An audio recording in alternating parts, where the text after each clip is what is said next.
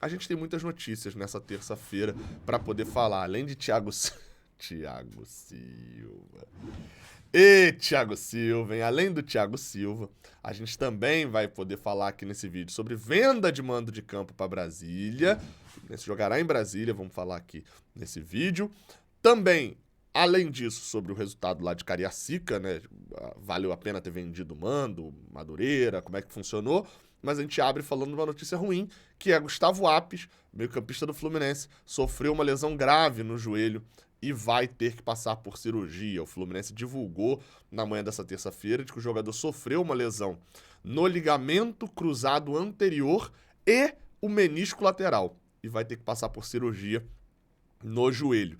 Nesse caso, assim, estamos em janeiro, né? É aquele caso de que demora de 6 a 8 meses, ou seja, o Gustavo Apes, um meio-campista de 23 anos, que tem contrato, deveria ser emprestado, né, ao longo do ano, não ia jogar pelo profissional, muito provavelmente, mas infelizmente vai ficar no DM esse tempo inteiro. A lesão aconteceu num treinamento na semana passada, e aí eles obviamente fizeram vários exames e tal para ver onde seria a questão da lesão, e foi constatada essa lesão e precisará passar por cirurgia. Bem, enfim, no final das contas, Gustavo Apes perde o ano. Vamos de vinheta de giro de notícias e aí a gente volta para falar de Fluminense em Brasília e de Thiago Silva.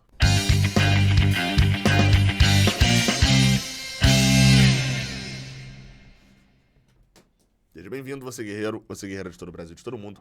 Aqui é o canal Raiz Tricolor. Eu sou o Gabriel Amaral, eu sou jornalista de formação e sou tricolor de coração. E é agora. Não, mas não tem boa. É agora que você faz o download do OneFootball. Agora. Se eu não te convencer agora, eu provavelmente vou te convencer depois, porque tem outros vídeos patrocinados que vão entrar aqui. Mas eu preciso te convencer agora para você baixar o OneFootball. Clica, o link...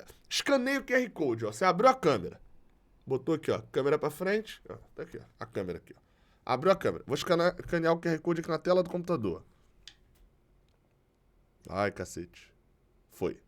Ó. Já tá abrindo, vai abrir direto na App Store, só que eu tenho que atualizar o OneFootball.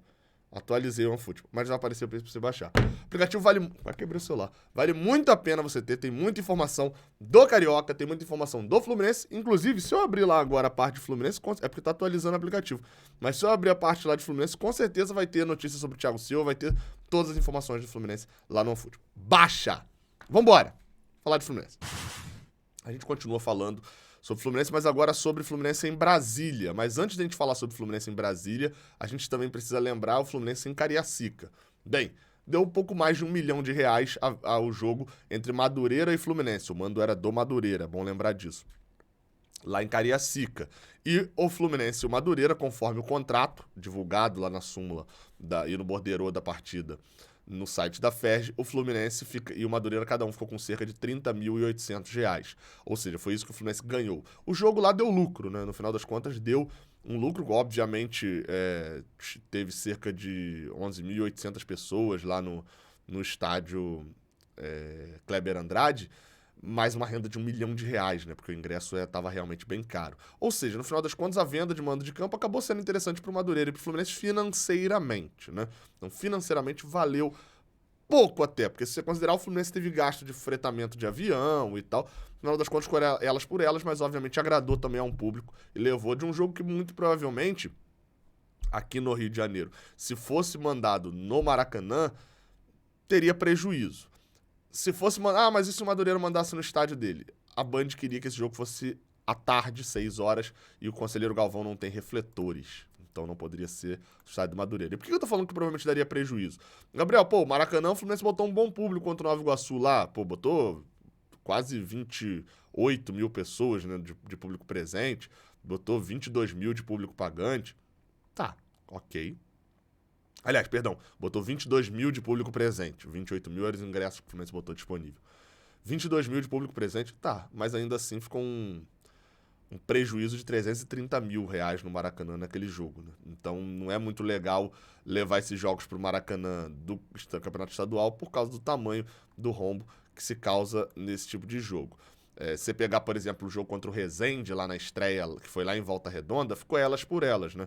O jogo teve um resultado ali no final de 9 mil de prejuízo, que é praticamente nada, né? Elas por elas ali R$0. Então, assim, qual que é o ponto que tem sido colocado? É que os pequenos jogando no estádio deles ali, o Resende jogou em Volta Redonda, até funciona ali de certa forma.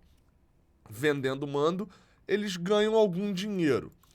E jogando no Maracanã, contra o Fluminense, pelo menos, não é um benefício muito grande financeiro. E aí a gente vai pro outro caso, que é o Bangu, uma informação do Vitor Lessa, não é uma informação oficial ainda. O Bangu vendeu o mando de campo do jogo contra o Fluminense, que não tem data ainda marcada, é a penúltima rodada do Carioca. A data base tá ali 5 de março, tá? Mas 5 de março é o domingo, esse jogo pode ser no dia 4, no sábado também.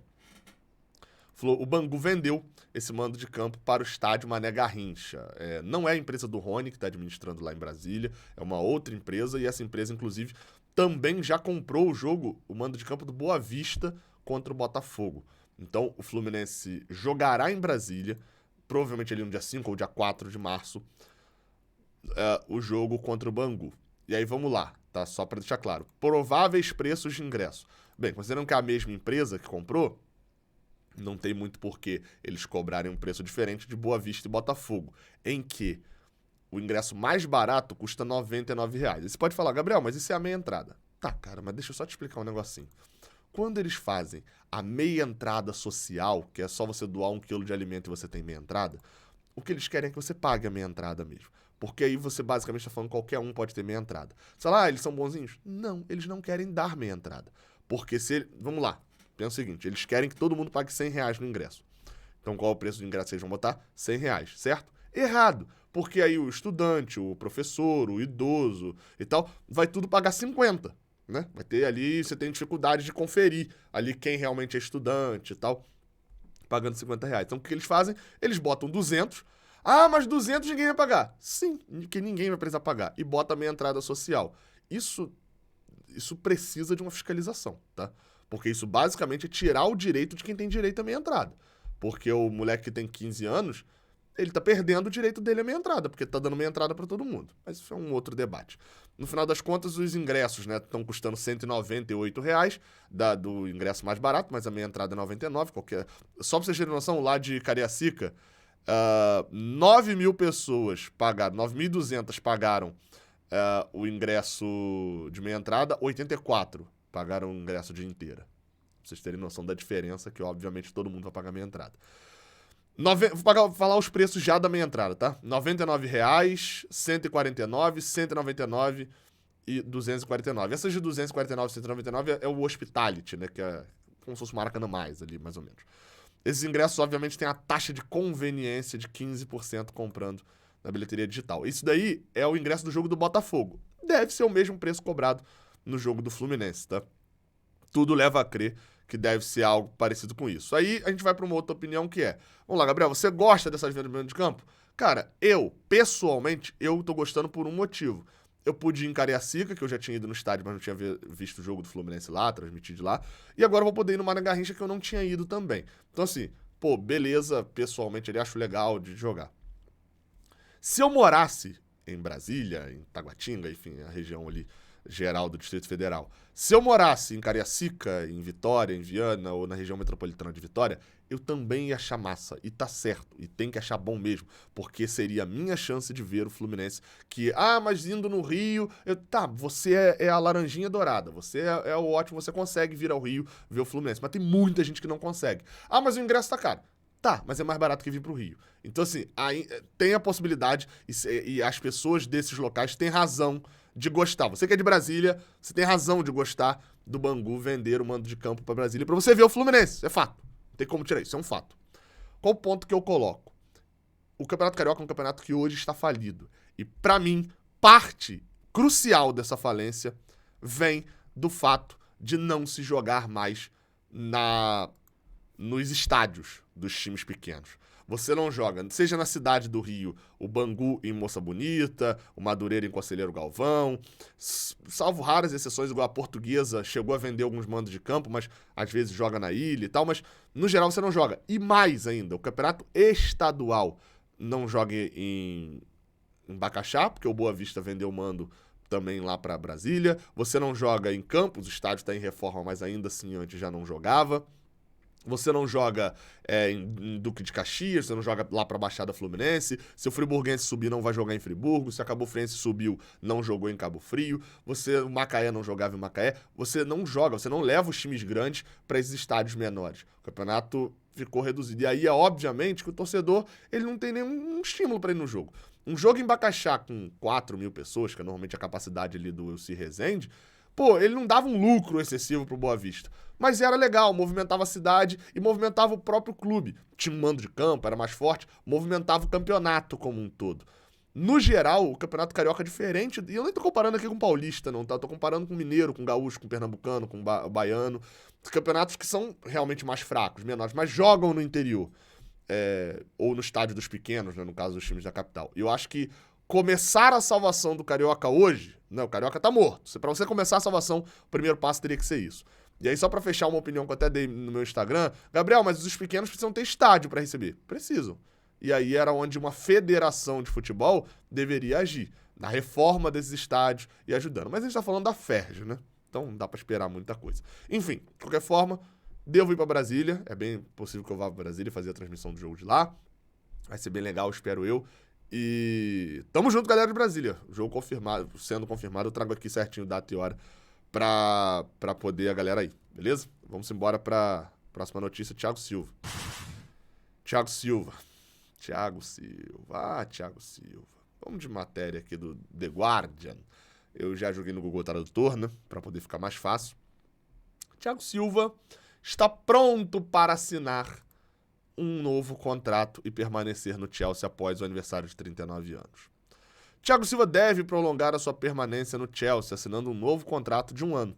O zagueiro brasileiro está sem contrato ao final da temporada, mas o Chelsea ofereceu uma extensão ao jogador de 38 anos depois de decidir que não quer perder a sua experiência e sua liderança.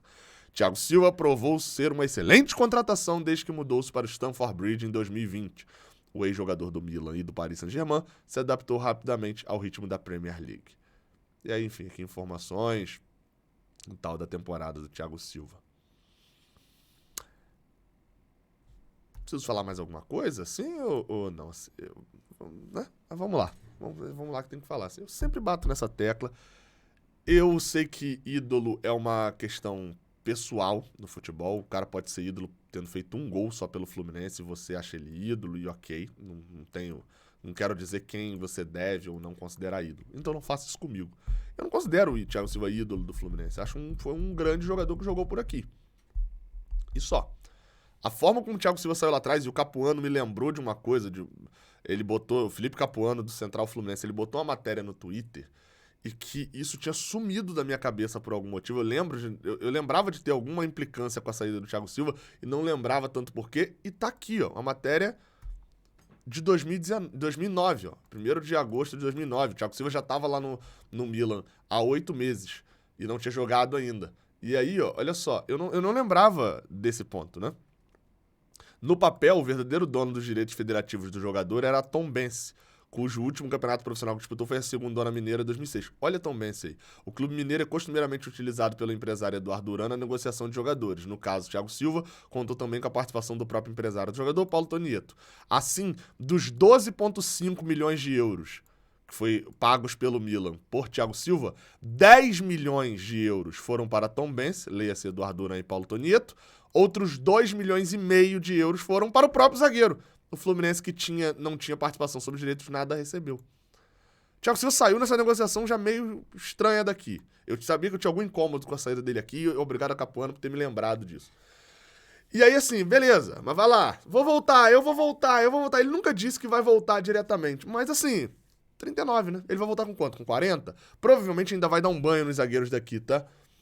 Mas tá incomodando. Tá começando a incomodar até gente que quer a volta do Thiago Silva. Só pra deixar claro, com 40 anos, ano que vem, se não tiver lesão nem nada disso, volta e destrói no Brasil ainda. Vai ser jogar 6 meses e ser um dos melhores zagueiros, porque ele tá destruindo na Europa. O Chelsea, um dos principais clubes da Europa, quer Thiago Silva com 39 para 40 anos. Acho que isso é fato. Mas não dá pra considerar de que Thiago Silva parece que tá esperando a Europa não querer pra talvez, se for possível, ele voltar pro Brasil. Me incomoda, tá? Me incomoda bastante. Enfim, me incomoda mais do que deveria esse caso. Mas fica aí. Enfim, tá aí. Thiago Silva, qual a sua opinião? Bota aqui na caixa de comentários. E sua opinião sobre os pequenos vendendo mando de campo? É legal pro Fluminense rodar o Brasil? É. Mas será que não era interessante o Fluminense vender esse mando de campo, então? Os pequenos vendendo não descaracteriza o Campeonato Carioca, não é um problema? De qualquer forma, se você tá em Brasília, você tá feliz pra cacete e tá certo de ter isso. E se você tá em Vitória também, que você acabou de ver uma vitória do Fluminense nesse final de semana. Tamo junto, até a próxima. Valeu!